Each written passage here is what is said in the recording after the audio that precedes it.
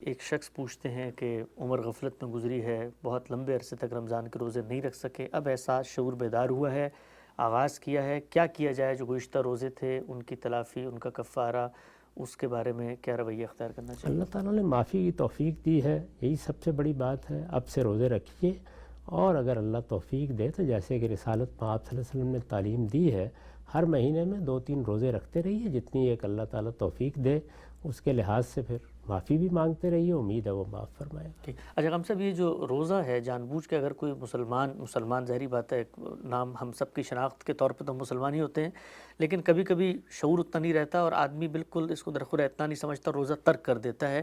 کیا دین اسلام میں کہیں پہ یہ بیان ہوا ہے کہ روزہ جو ترک کرتا ہے اس کی سزا کیا ہوگی، یا مثال کے طور پہ اس کا حکم کیا ہے؟ عبادات کے معاملے میں یہ طریقہ اختیار نہیں کیا گیا، اور یہ چونکہ اللہ تعالیٰ کے ساتھ ہمارے تعلق کا اظہار ہے تو یہ موضوع بھی نہیں تھا کہ اس کے لیے وعیدیں سنائی جائیں۔ البتہ یہ بات بالکل واضح ہے کہ ترک کیوں کرے گا آدمی؟ اسی صورت میں کرے گا نا جب اللہ تعالیٰ کی بات اس کے نزدیک کوئی اہمیت نہیں رکھتی، تو اس کے بعد کیا باقی رہ گیا؟ اصل دین ہی چلا گیا۔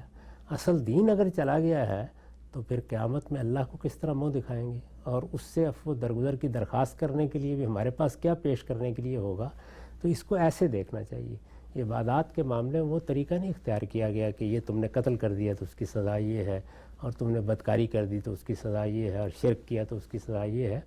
عبادات کو محبت کے جذبے سے انجام دینا چاہیے، اللہ سے سچا تعلق، اللہ اس کائنات کا پروردگار، ہمارا منعم حقیقی وہی ہے جس کے ہم بندے ہیں۔ اصل میں یہ میرے شعور کا اظہار ہے، اس کو اس طریقے سے لوگوں کو سمجھنا اور سمجھانا بھی نہیں چاہیے۔ ٹھیک، نقطہ واضح ہوا۔ اگلا سوال غم صاحب کی خدمت میں یہ پوچھا گیا ہے کہ یہ رمضان کو ایک مہینے کے روزوں کے اندر محدود کرنے کی کیا حکمت ہے؟ اللہ تعالیٰ کے ہر جگہ میں نظر آتا ہے، عبادات میں بھی، نمازوں میں بھی رکعت کی تعداد تعین کی گئی ہے، باقی چیزوں کے اندر بھی، تو یہ ایک ماہ کیا مقرر کوئی حکمت نظر آتی ہے اس میں؟ یہ اللہ تعالیٰ نے جو کوئی شریعت ہمیں دی ہے وہ کیا ہے؟ وہ اصل میں ہمارے اللہ تعالیٰ کے ساتھ تعلق کا انضباط ہے۔ انضباط کا مطلب؟ یعنی اس کو ایک قاعدے میں لے آیا گیا ہے۔ تو یہ انسان کی ضرورت ہے، اس لیے کہ کیا آپ سے یہ تقاضا کیا جائے کہ آپ ہر وقت ہی روزے رکھتے رہیں؟ آپ پر چھوڑ دیا جائے چاہے رکھیں چاہے نہ رکھیں؟ اللہ کی عبادت کے معاملے میں بھی کیا انسانوں کو یہ کہا جائے کہ وہ فکر کرنا چاہتے ہیں فکر کر لیں، سوچنا چاہتے ہیں سوچ لیں، یا کوئی اعمال انجام دینا چاہتے ہیں تو دیں؟ تو انسان اپنے وجود کے لحاظ سے انضباط چاہتا ہے، ایک خاص طرح کا ڈسپلن چاہیے ہوتا ہے اس کو۔ اس کا تقاضا یہ ہے کہ ان چیزوں کو بھی قاعدے میں لے آیا جائے۔ تو اس کے لیے ایک وقت مقرر کرنا تھا، وہ ایک ہفتہ بھی ہو سکتا تھا، ایک روزے کا مہینہ بھی ہو سکتا تھا۔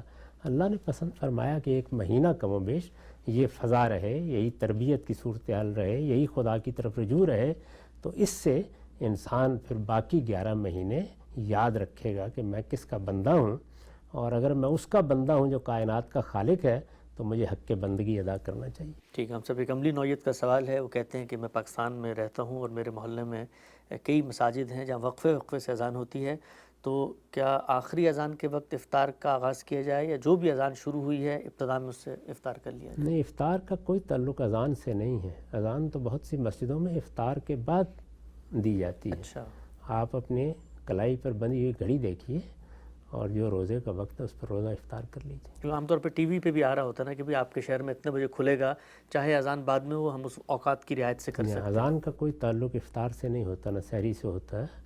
سحری کر کے اذان دی جاتی ہے جب وقت ہو چکا ہوتا ہے، اور اسی طرح افطار بھی بہت سی مساجد میں خود میں نے دیکھا ہے، پہلے لوگ افطار کرتے ہیں اس کے بعد پھر اذان دیتے ہیں۔